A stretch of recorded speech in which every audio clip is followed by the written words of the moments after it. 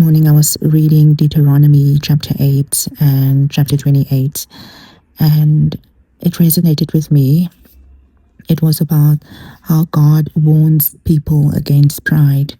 Now, as I've told you in one of my previous videos, I have struggled with pride, and God has really spoken to me, and He has kind of brought it to my attention that I need to work on some aspects of myself with regards to pride.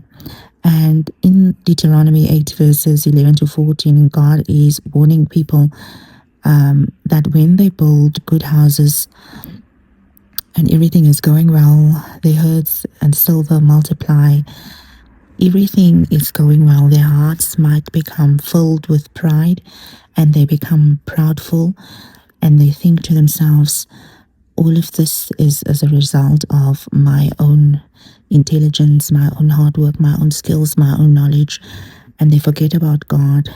And Moses in that verse warns directly that if you ever forget the Lord your God and follow other gods, I testify against you, and you will be destroyed. So once again, when God gives His people, a promise, and He fulfills the promise, it is an agreement. God is a God of agreements. He loves a covenant. And in Deuteronomy 28, you read all about what will happen if the covenant is broken. The Israelites, when they were brought out of Egypt, the expectation was there for them to diligently follow the voice of God. They had to follow His commands, and they will be blessed, not only where they are in the city, but they will also be blessed on a larger scale in the country.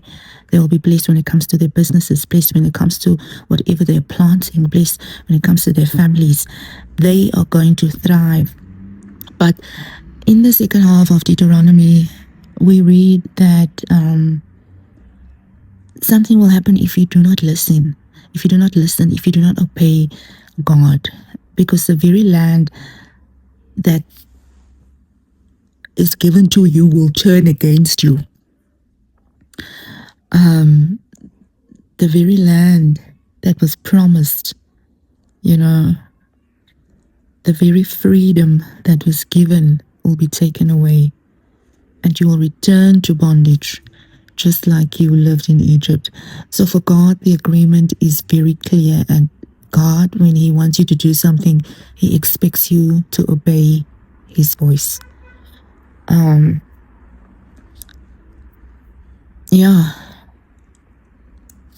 Wherever you are right now in your life, with whatever situation you are going through, whether you are dealing with issues in your family, issues at your workplace, or issues when it comes to your health,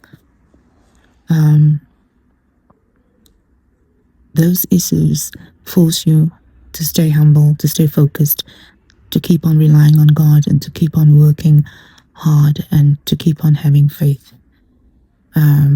So hard times are actually a blessing in disguise, because it positions us to rely on God more so than we would if we did not go through it. In the Bible, God is trying to communicate to us that the hard times is not the dangerous place to be.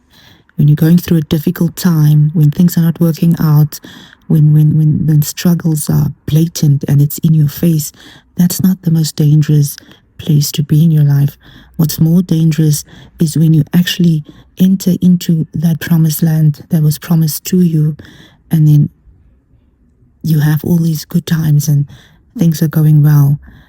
Money is coming in, business is going well, you're achieving your goals. If you start a business, you're hitting all your profit targets, and you're just abundant. You are overflowing. There's no visible, tangible lack in your life. Now that is a more dangerous place to be in, because you can easily become arrogant. You can forget the principles and the beliefs that got you there, and then you can stop listening to good advice, good counsel, you know. So, yeah, that's my message that I got for today. Whether it's a message for me that God wants me to sit with, whether it's a message for someone listening to my voice right now, I just want to remind you that where you start and where you are now is what will keep you secure. You know, it's what will keep you secure. Yeah, so trust God, stay connected to Him, pray, read the Bible, meditate on His word, and just obey Him, because God wants to talk to us and He wants to tell us what we should do, the ways that we should go, and we should obey Him. Have a blessed week. I'll speak to you again.